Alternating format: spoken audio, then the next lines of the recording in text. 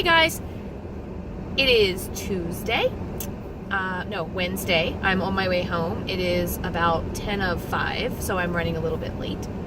But I did want to let you guys know that I am going to be probably running tonight, but it will probably not be till later, and it'll probably be once my kids leave from helping me put the tree up tonight. So if I don't run tonight, it will be the first one that I've missed so far, and my streak will technically be over. So I'm going to try to do it. I should be home at about 6 o'clock. The kids should be to the house at about 6:30. So I could try to squeeze it in, and we'll see. Maybe I will. But what I really wanted to talk to you guys today about is self-care and being mindful about self-care over the holidays. And of course, if you are a Weight Watcher or you are any other type of wellness program, you already know that you need to be mindful about self-care all the time. But during the holidays, sometimes things can get missed. So I wanted to give you my few tips about the different things I think I need to do to take care of myself and to mindfully care for myself over the holidays. So without further ado, here are my tips. Tip number 1, take a time out when you feel overwhelmed. As a special educator, I'm going to tell you right now that when our kids are being extra bratty or extra needy or whatever you want to call them, sometimes they need a timeout. Now, they're not punished. They're not going to a corner to sit in a chair with a timer and, okay, it's been 5 minutes and I can come back to class. No. Sometimes they just need to walk. They need to take a break. They need to get themselves out of the situation. Whatever your timeout is, maybe it's a bubble bath, maybe it's a facial, maybe it's a walk, maybe it is go get on the treadmill for 20 minutes, shut off your devices or listen to an audiobook or call up a friend, but take time out that has nothing to do with whatever is causing you stress. If, wrapping presents is causing you stress, take a time out. If, trying to get the perfect Christmas tree decorated like I'm going to try to do tonight and it starts to stress you out, take a time out, walk away.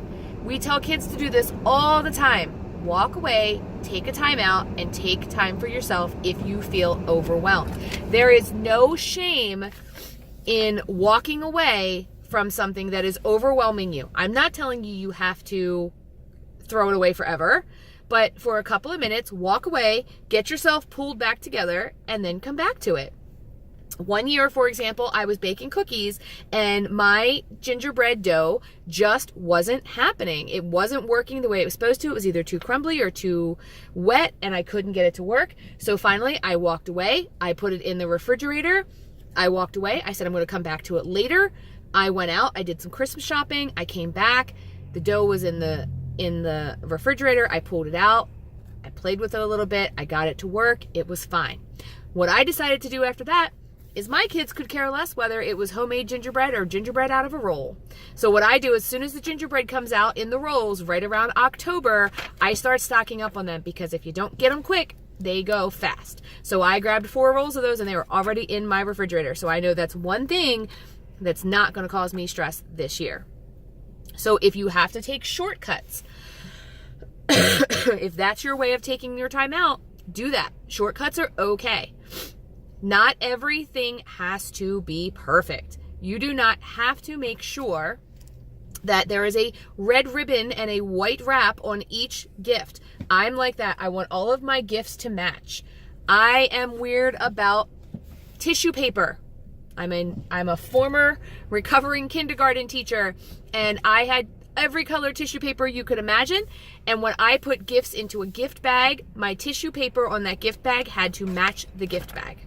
And it couldn't be wrinkled. It had to be straight and fluffy and pretty. And that was something that I struggled with every single Christmas season.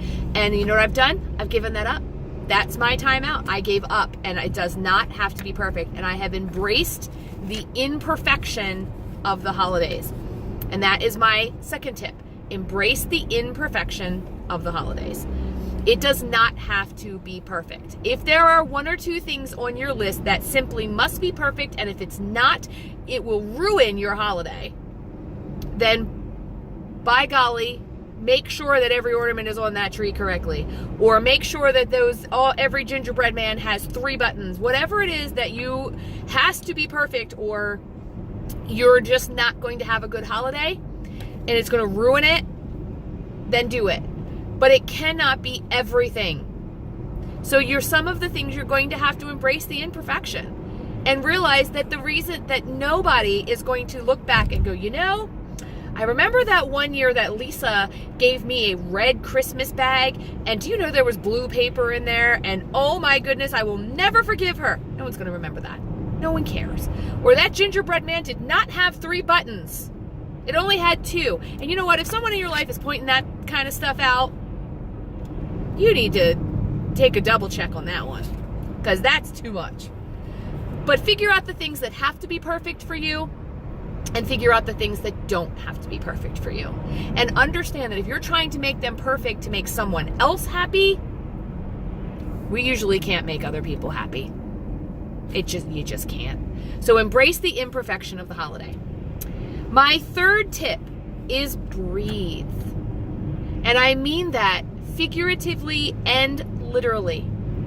I mean, when you need to and things are really going rough, take a minute, connect with your breath like you would in yoga class, or like you would any other time, or like your mama told you when you were 10. Take 10 deep breaths in, out, and breathe. My other tip with that, though, is sometimes you need to breathe heavy.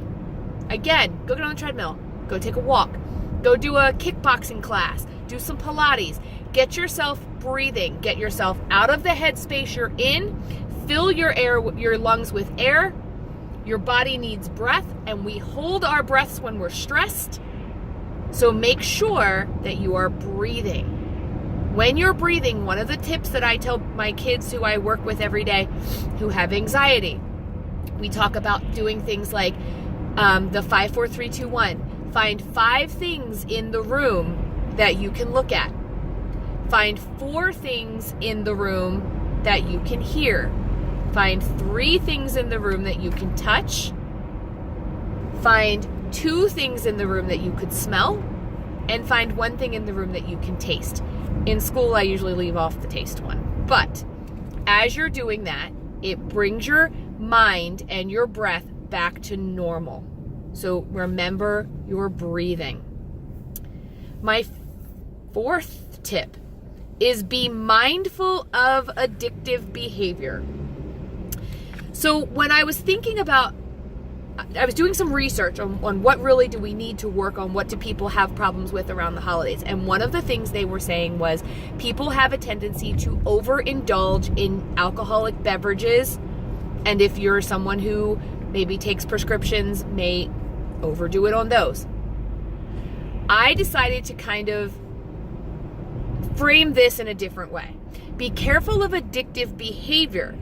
And what I mean by that is, if you know that when you have 1 gingerbread cookie, you are done for, you are going to have 10 gingerbread cookies, then you either have to figure out how to make those points work in your day, understand that you're going to go over and plan that indulgence, or don't have the 1 gingerbread cookie.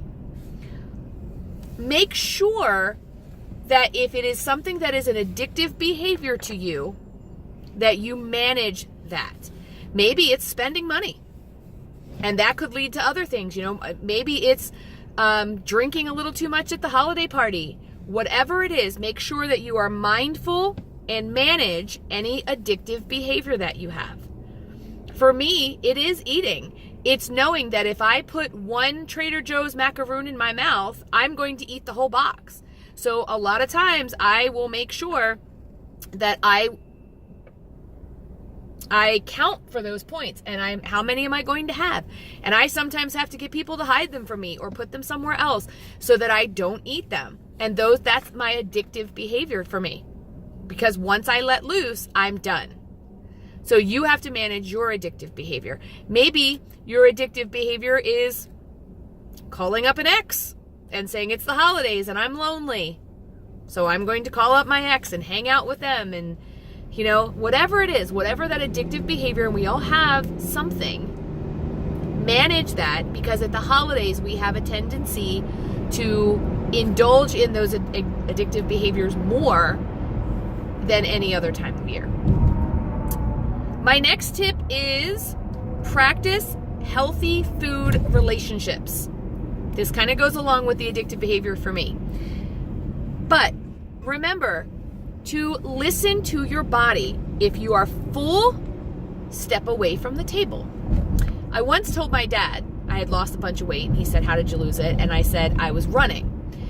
And I said, "I'm doing 5 miles or 4 miles a day on the treadmill."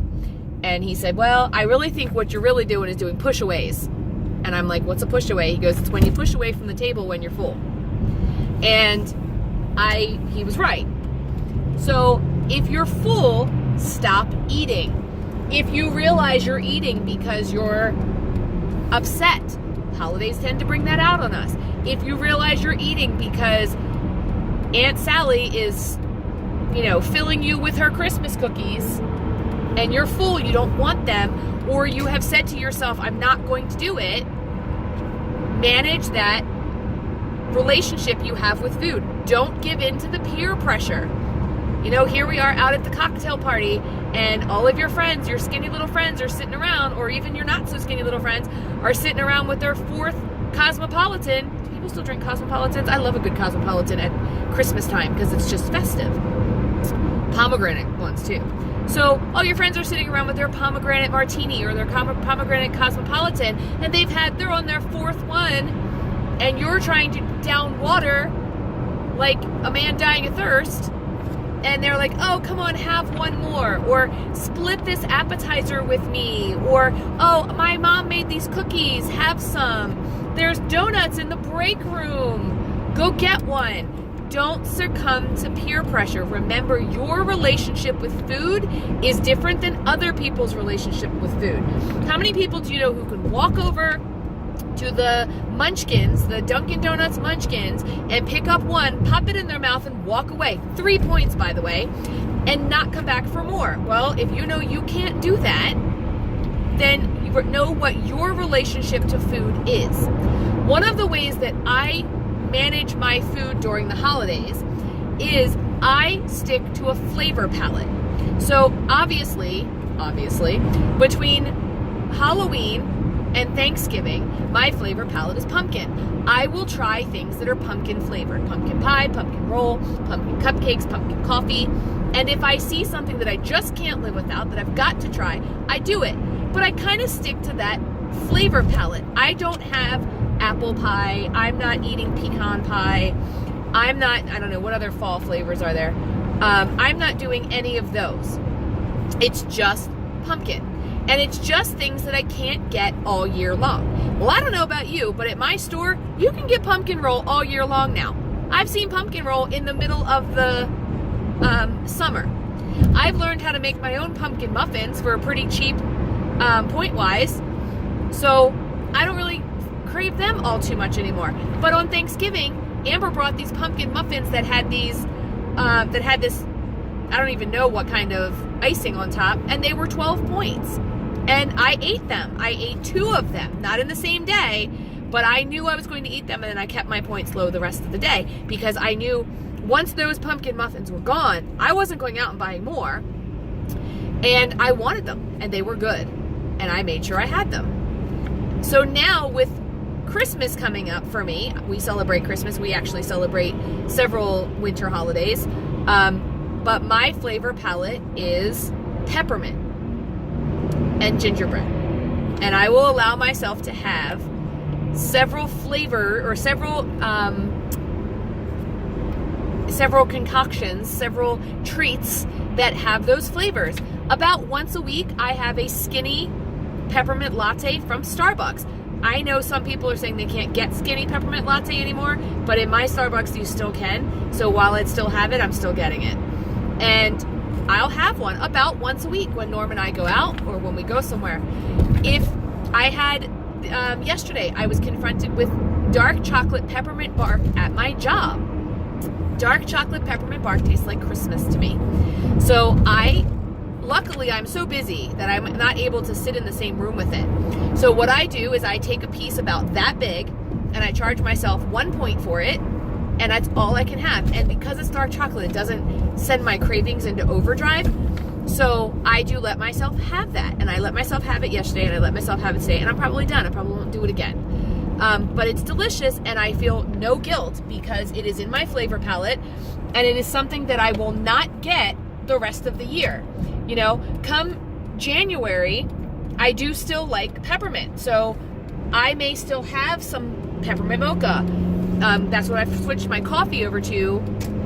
But February, sometimes things switch for me. I like a more fruity flavor in during those times, or something chocolate. So I will switch my flavor palette up. When I go to the store and I see peppermint or gingerbread, there's a good possibility I'm going to try it. I try to stay away from sugar cookies. I try to stay away from chocolate chips. I'm not a big chocolate chip eater anyway.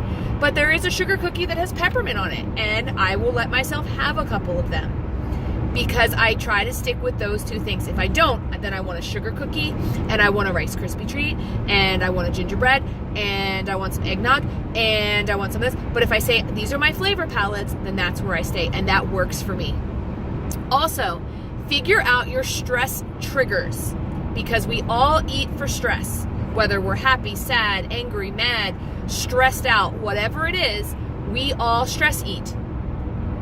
If you're a person who doesn't stress eat and you do something else like clean or organize, then you are superhuman, and it doesn't work for me. So if you know you're a stress eater, know what your stress triggers are. If knowing that you have to go to Christmas dinner with Uncle Bob, and Uncle Bob drives you insane, and you know it's going to cause you to overeat just to keep your mouth quiet, plan for that. Bring a water bottle. Bring some vegetables. All the things we know how to do. I'm not going to go over those with you because those you know. You know how to get through the holiday parties. And we'll talk about that if you want to. But know what the trigger is. Know you're going to stress eat before you stress eat, and handle it. That leads me into my absolute favorite tip of them all. Opt out. If there is something that causes you so much stress that you know you are going to send yourself into a tailspin of eating or drinking or overindulging in something, opt out. I know a friend who absolutely cannot stand to wrap Christmas presents. So my friend will actually go to stores that she knows will wrap her Christmas presents for her, and she'll pay for it. She's totally fine paying that because she opts out. She doesn't have to do it. It's done. Go online. Do your Christmas shopping online if the mall causes you stress, and when you're at the mall you can't help but eat at the the Chinese takeout or the burger joint or whatever it is at the mall. Opt out. Don't go to the mall. Go on Amazon. While you're on Amazon, order yourself some Weight Watchers bars. I don't know.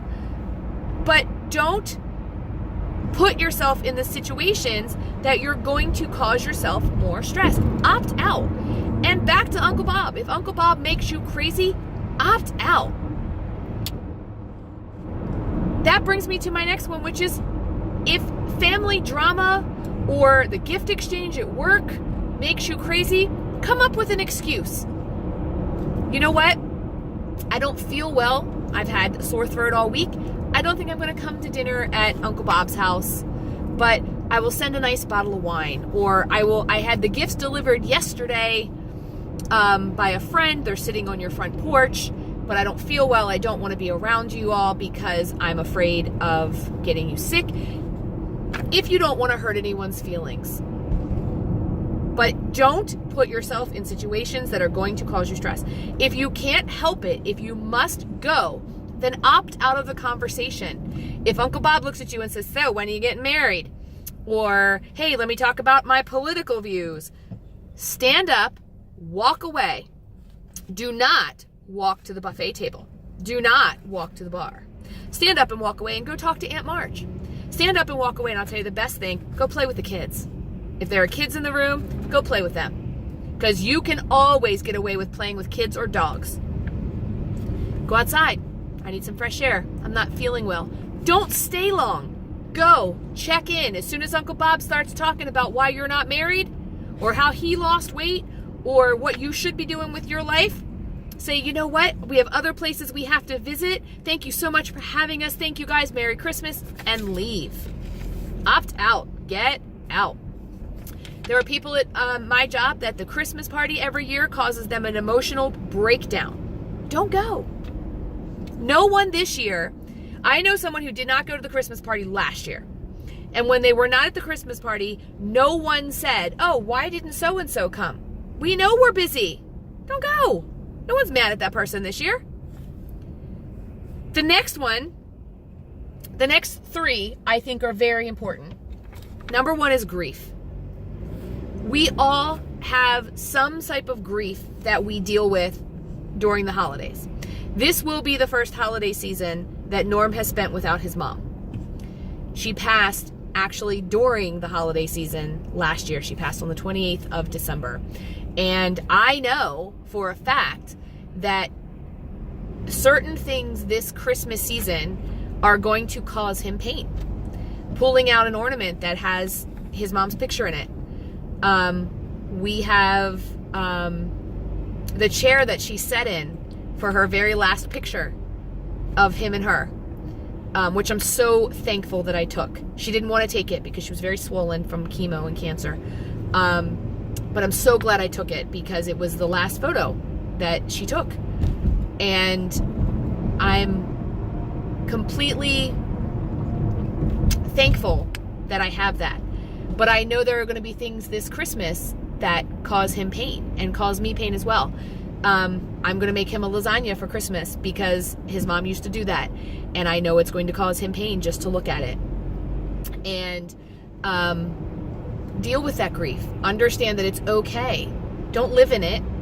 But understand that the person who is passed, whether they've passed away, whether you've gotten a divorce, whether your kids are not in the room with you because it's your husband's week to have them or holiday to have them, whatever it is that's causing you grief.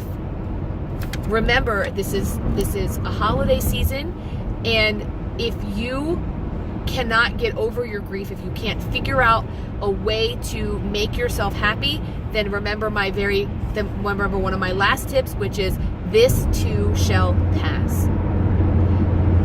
The holiday season is not all year long, and as much as people like me like to start celebrating Christmas the day after Thanksgiving, you don't have to.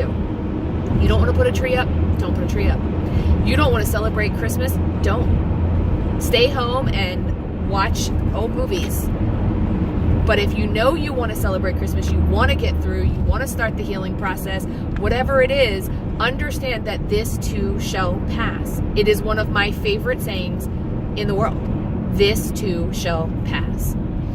On December 26th, it will no longer be Christmas. Will it still be the holidays? Maybe. On New Year's Eve, will you still be sad that, your mother is not alive? Sure. Were you more sad on Christmas Day than you were May 22nd? I don't know. Maybe you were. But the holidays will pass.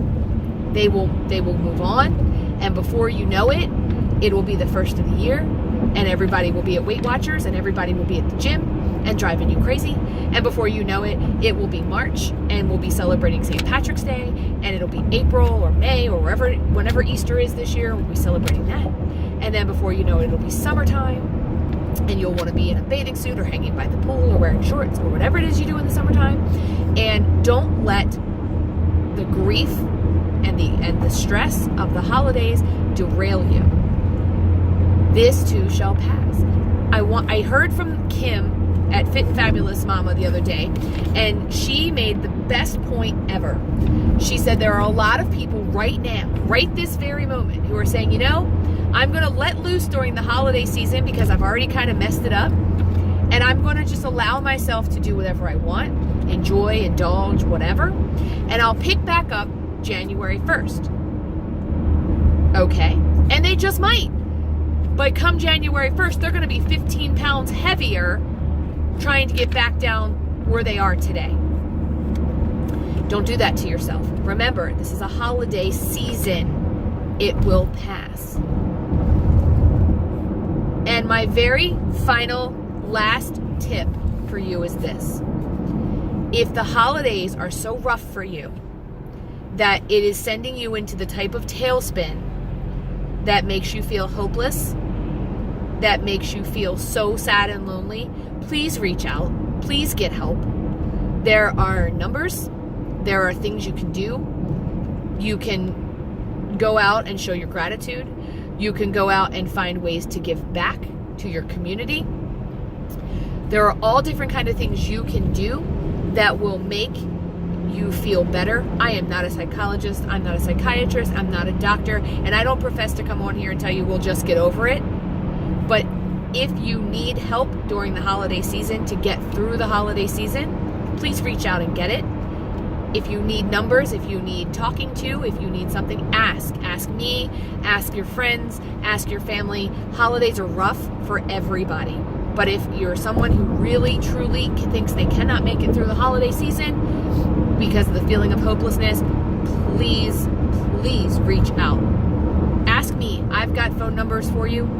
I can talk to you. I can send you places that you want to go.